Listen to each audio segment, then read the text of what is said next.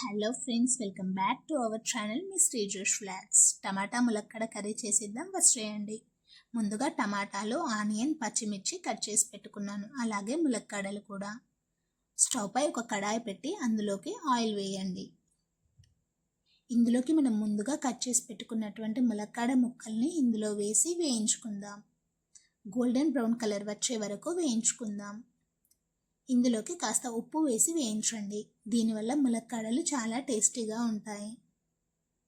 చూస్తున్నారు కదా, ములక్కాడలు చక్కగా వేగుతున్నాయి. వీటిని ఒక ప్లేట్లోకి ట్రాన్స్ఫర్ చేసుకుందాం. మొత్తం అన్నింటినీ తీసుకోండి. ఇదే ఆయిల్లోకి కాస్త ఆవాలు, జీలకర్ర వేసి వేయించుకుందాం. ఇందులోకి పచ్చిమిర్చి, ఆనియన్ వేసి వేయించుకుందాం.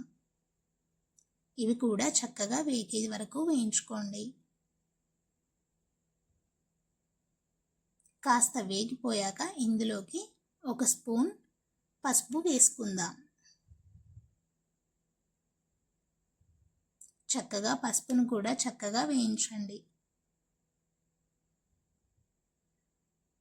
అలాగే ఇందులోకి ఒక స్పూన్ అల్లం వెల్లుల్లి పేస్ట్ని యాడ్ చేసుకుందాం. అల్లం వెల్లుల్లి పేస్ట్ పచ్చివాసన పోయే వరకు వేయించుకుందాం. చక్కగా వేయించుకుందాం. దీనిలోకి మనం కాస్త జీలకర్ర మెంతుల పొడి వేసుకుందాం. చక్కగా కలుపుకోండి. దీనివల్ల టేస్ట్ చాలా బాగుంటుంది. ఇందులో మనం ముందుగా వేయించి పెట్టుకున్న ములక్కాడ ముక్కలు వేసి చక్కగా కలుపుకుందాం. చక్కగా కలుపుకోండి. ములక్కాడలకు పట్టేలాగా చక్కగా కలుపుకుందాం. వీటిని కాస్త ములక్కాడ ముక్కలకు పట్టేలాగా వేయించుకుందాం. ఇందులోకి మనం ముందుగా కట్ చేసి పెట్టుకున్న టమాటాను వేసుకుందాం.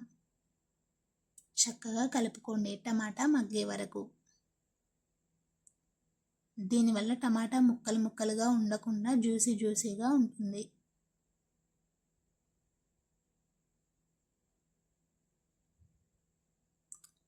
టమాటాని కాస్త మగ్గనివ్వండి.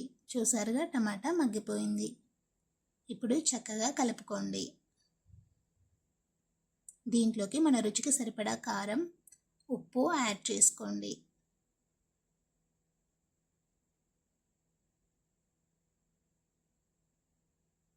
అలాగే చక్కగా కలపండి మొత్తం కలిసేలాగా.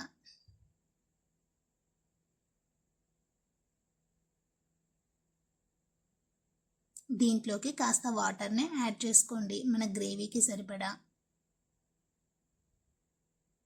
చక్కగా కలుపుకోండి. మీడియం ఫ్లేమ్లో ఉంచి కాసేపు ఉడకనిద్దాం. చక్కగా ఉడికిపోయింది చూడండి కర్రీ. దీంట్లోకి కొత్తిమీర వేసి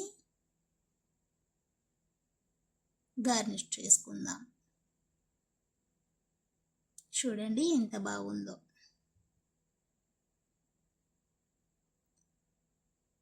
మా వీడియో మీకు నచ్చిందా? మా వీడియోని చూసేవాళ్ళు మా ఛానల్ని సబ్స్క్రైబ్ చేసుకోండి అండ్ సపోర్ట్ చేయండి. Thank you for watching.